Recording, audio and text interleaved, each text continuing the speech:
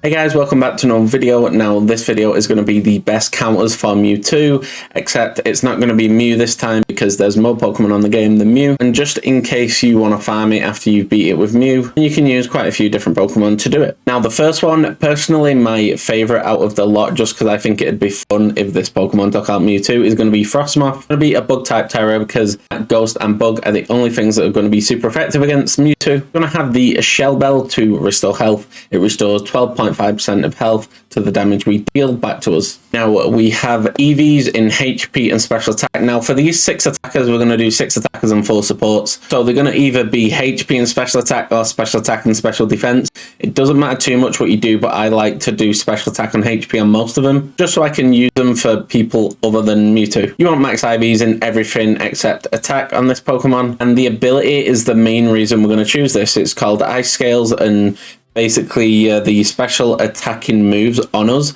do 50% less damage, so we might as well just have 432 special defense, which is amazing. And it's going to be really, really strong if it doesn't have Psy Strike. But if it does have a fire type move, then we're going to be in a lot of trouble. Please don't have a fire type move, Mewtwo. So the moveset is going to be Bug Buzz, Light Screen, Struggle Bug, and Quiver Dance. Quiver Dance increases our special attack, special defense, and speed. Going to be our setup move. Struggle Bug is an attack. Special attack, it lowers their special attacking stat every time we use it. And the good thing is it gets us a charge towards our Terrestrialize. Light Screen for extra protection against those special attacking moves. And Bug Buzz is a very powerful move after we set up, and it can lower their special defense. So this is going to be a very strong Pokemon to use against Mewtwo, as long as it doesn't have that fire type move. We should be good against anything else. Now, second Pokemon is going to be Gholdengo. If the Mewtwo has Shadow Ball, then this build is kind of going to be out the window, but as long as it doesn't have Shadow Ball, it's going to be a really strong build. Shell Bell, again, EVs in special attack and HP, or special attack and special defense. Ability, good as gold. Moves, Shadow Ball, Metal Sound, Nasty Plot, and Light Screen. Light Screen for protection against special attacking move. Metal Sound to reduce their special defense by 2 stages.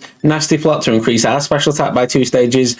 And Shadow Ball to do all the damage while Shell Bell recovers that health. Max IVs, of course. We're going to be running the Modest Nature on our special attackers and the Adamant Nature on our physical attackers for our 6 normal attackers. Now the third Pokemon is going to be Hydreigon. The only thing that can stop us here is going to be the fighting type moves. So if it has a fighting type move, then we're in trouble. We are running the Shell Bell. We've got Dark Pulse, Nasty Plot, Snarl, and the 4th move is just free. So we've just shoved Thunder Wave there in case you want to annoy the Mewtwo a bit, get it paralyzed, all that good stuff. Snarl will lower his special attack, and it's also an attack, so it gets us some Terrestrialized charge. Nasty Plot increase our special attack. Dark Pulse, it's a powerful move. We want Modest Nature's EVs in special attack and HP, or special attack and special defense. The ability to levitate. You want max IVs as well in everything except attack. Now this will be our physical attacker. We only have 1 physical attacker on the damage Pokemon, and that Pokemon is going to be Scizor. Bug type Tera, of course. A Shell Bell. It's going to have Fury Cutter, Swords Dance, Light Screen, Scizor, I mean.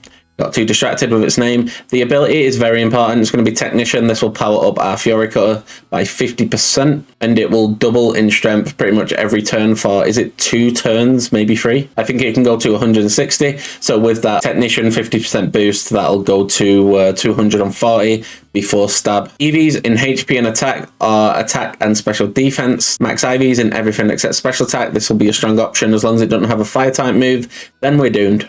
Up next is going to be Galarian Moltres. This Pokemon is one of the only dark type Pokemon that does a lot of damage and isn't weak to fighting types. It's also immune to psychic types, and it takes half damage from ghost types. It's a really good Pokemon to use. Shell Bell, dark type Tera by the way. Shell Bell, we've got Fiery Wrath, Nasty Plot, Snarl, and Tailwind.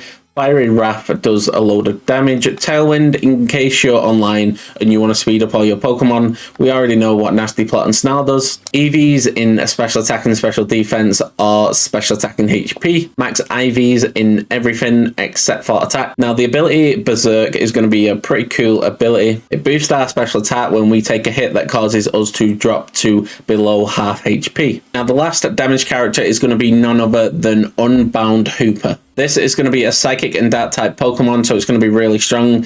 We can't get affected by psychic type moves, Ghost types do half damage. Fighting moves do normal damage instead of being super effective. We're going to hold the Shell Bell and look at that special attack. 482, it's incredible. EVs in special attack and special defense or special attack and HP. Max IVs on everything except attack. We want the modest nature, of course. Moveset is going to be Dark Pulse, Nasty Plot, Light Screen, and Terra Blast. Terra Blast is just there because after we terrestrialize, it's a strong move. Dark Pulse is there. It's a very powerful move. We're going to use that before we terrestrialize or after. It doesn't really matter. And those 6 Pokemon are going to do so much damage in these raids and be good for the Mewtwo raid. Hopefully with these 6 Pokemon, you should be able to solo it with at least a couple of these, no matter what moveset it has. And I suggest if you have a few of these, then just train them up for Mewtwo. But don't change the Terra type just yet if you've got the wrong Terra type, because you might as well just leave the Terra type until Mewtwo comes and we know what Pokemon we can use and 100% take it out. I've only changed them here to show you which Terra type for each Pokemon. Now we're going to get into the 4 supports I've come up with. First, we have a reliable Umbreon. Of course, if it has a fighting type move, then we will take quite a bit of damage. But it is going to be a great support if he doesn't have a fighting type move. We've got the leftovers. This recovers 6.25% of our health every turn. The ability is Synchronize. We have EVs in HP and special defense. We don't really need to output damage. You want the nature that's up in special defense and down in attack, because the only move we have, attacking move, is going to be Snarl. And that's going to be a special attacking move. It lowers their special attack. Fake Tears lowers their special defense by 2 stages. Can't use it while the shield's up. Helping Hand to power our allies. Light Screen to increase the special defense on the whole of our side. Next up is going to be Cresselia, one of my favourite shinies. It's a beautiful shiny. Going to have the leftovers again, Psychic type Terra. EVs in HP and special defense. It's got very high special defense. Same nature as the Umbreon, up in special defense, down in attack, because we do have Moonblast. Now this is going to do a decent amount of damage. It can also lower the target's special attack, so that's nice. We have Light Screen to up the special defense on our side. Helping Hand again.